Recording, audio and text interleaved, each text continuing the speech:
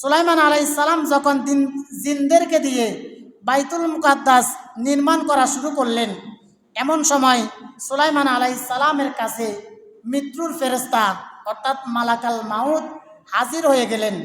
হাজির হয়ে যাওয়ার পর সুলাইমান আলাইহিস সালাম চিন্তিত হয়ে গেলেন, কারণ তিনি যদি এই মুহূর্তে মারা যান, তিনি যদি ইন্তেকাল করেন, তাহলে আর জিন জাতিরা বাইতুল মুকাদ্দাস নির্মাণ করবে না।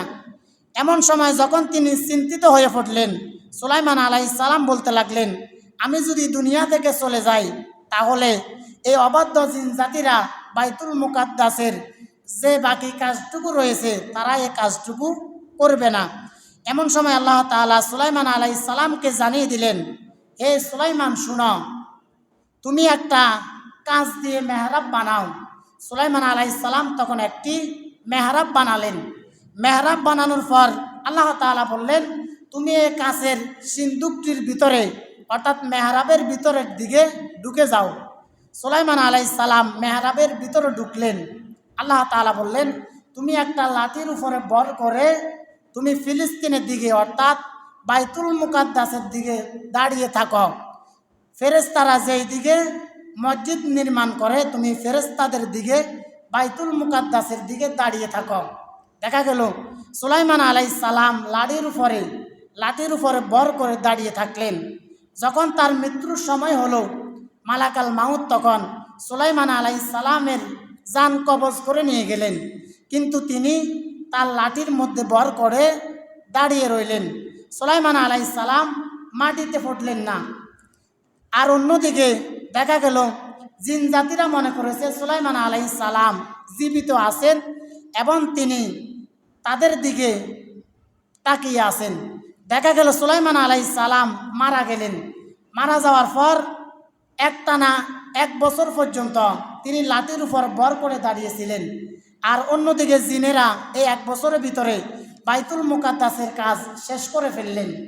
বাইতুল মুকাদ্দাসের কাজ যখন সম্পূর্ণ হয়ে গেল, 1 বছর পরে একটা কাঠ ফোঁকা এসে সুলাইমান আলাইহিস সালামের যে লাঠির মধ্যে তিনি দাঁড়িয়েছিলেন ভর করে, ওই লাঠিটাকে আস্তে আস্তে খাওয়া শুরু করলেন।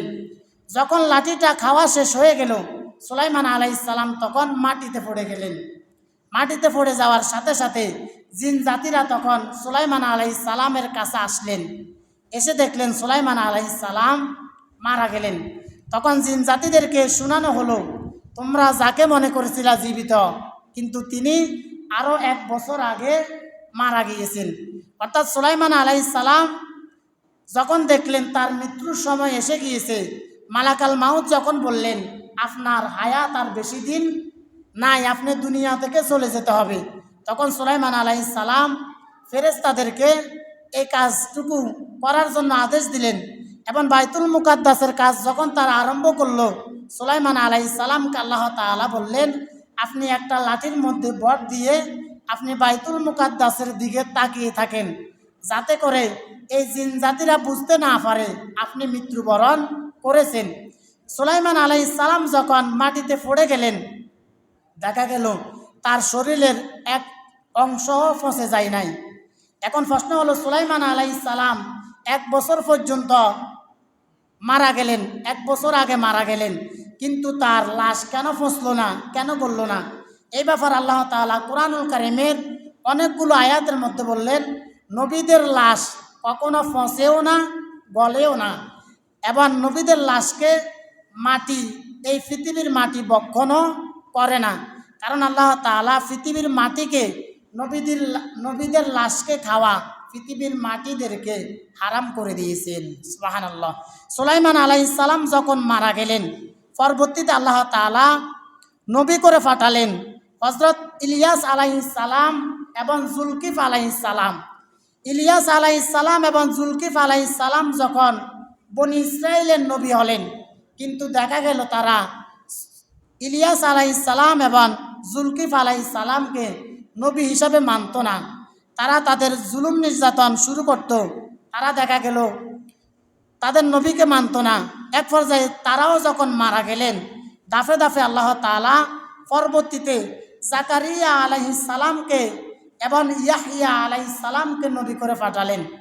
জাকারিয়া আলাইহিস সালাম যখন নবী হলেন তখন তারা জাকারিয়া আলাইহিস সালামকে মানত না। এক পর্যায়ে জাকারিয়া আলাইহিস সালামকে তারা দৌড়াতে লাগলেন। জাকারিয়া আলাইহিস সালাম দৌড়াতে দৌড়াতে তিনি যখন তার সামনে গাছ পেলেন তখন তিনি আল্লাহর কাছে সাহায্য না চেয়ে তিনি গাছের কাছে সাহায্য চাইলেন। যখন জাকারিয়া আলাইহিস সালাম অনেকগুলা গাছের সামনে গেলেন তখন একটা বড় গাছের সামনে গিয়ে যখন তিনি সাহায্য চাইলেন তখন গাছটা দুই ভাগ হয়ে গেল। দুই ভাগ হয়ে জাকারিয়া আলাইহিস সালামকে গাছের ভিতরে নিয়ে নিলেন। কিন্তু দেখা গেল জাকারিয়া আলাইহিস সালামের মাথার মধ্যে যে ফাঁকটি ছিল ওই ফাঁকটির কিছু অংশ গাছের বাইরে ছিল।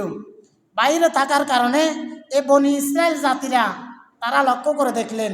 তারা সবাই বলতে লাগলেন, আমাদের নবী মনে হয় এই গাছের ভিতরে আছে। তখন তারা গাছটিকে কেটে ফেললেন। আর গাছটি কাটার সাথে সাথে জাকারিয়া আলাইহিস সালামও দুই ভাগ হয়ে গেলেন। আল্লাহ তাআলা বললেন, ওয়ায়াকতুলুনান নাবিয়্যিনা, এই বনি ইসরায়েল জাতিরা তারা তাদের নবীদেরকে হত্যা করে ফেলল। অর্থাৎ বনি ইসরায়েল জাতিরা একজন দুইজন নবী কেন, তারা অনেক নবীদেরকে নবীরা যখন তাদেরকে দাওয়াত দিত তারা তাদের নবীদের দাওয়াত গ্রহণ করত না, বরং তারা তাদের নবীদেরকেও হত্যা করে ফেলত। জাকারিয়া আলাইহিস সালামের পর ইয়াহইয়া আলাইহিস সালাম যখন আসলেন, এরপর সর্বশেষ ঈসা আলাইহিস সালামকে নবী করে পাঠালেন। কিন্তু তারা ঈসা আলাইহিস সালামকেও মানত না। ঈসা আলাইহিস সালামকে যখন এই বনি ইসরায়েল জাতি, ইহুদি জাতি যখন তারা তাদের নবীকে মারার জন্য আক্রমণ করা শুরু করলো, ঈসা আলাইহিস সালাম তখন সামনের দিকে দৌড়াতে লাগলেন। এক পর্যায়ে ঈসা আলাইহিস সালাম একটি ঘরের ভিতর ঢুকে গেলেন। আল্লাহ তাআলা ওই ঘরের ছাদকে কেটে ঈসা আলাইহিস সালামকে প্রথম আসমানে নিয়ে গেলেন। এবং পরবর্তীতে তারা যখন ঘরের দরজা ভেঙে তারা ঘরের ভিতর প্রবেশ করলেন তখন আল্লাহ তাআলা ঈসা আলাইহিস সালামের চেহারার মতো তাদের একজনের চেহারাকে বানিয়ে দিলেন। তখন তারা ঈসা আলাইহিস সালাম মনে করে তারা তাদের নিজেদের লোককে হত্যা করে ফেলল। হত্যা করার পর আল্লাহ তাআলা ঈসা আলাইহিস সালামকে যখন প্রথম আসমানে নিয়ে গেলেন, ঈসা আলাইহিস সালামের হাজার হাজার বছর পরে অবশেষে আল্লাহ তাআলা ইহুদিদের ব্যাপারে সিদ্ধান্ত নিলেন। আল্লাহ তাআলা বলেন, দুরিবাত আলাইহিমুয যিল্লাতু আইনামা সুকিফু। আল্লাহ তাআলা বলেন, এ বনি ইসরাইল অর্থাৎ ইহুদি পৃথিবীতে যেখানে থাকবে তারা নিজেদের থাকার মতো কোনো দেশ থাকবে না। অর্থাৎ পৃথিবীতে ইহুদি জাতিদের কোনো দেশ থাকবে না। মুসলমানদের জন্য পৃথিবীতে অনেকগুলা দেশ আছে।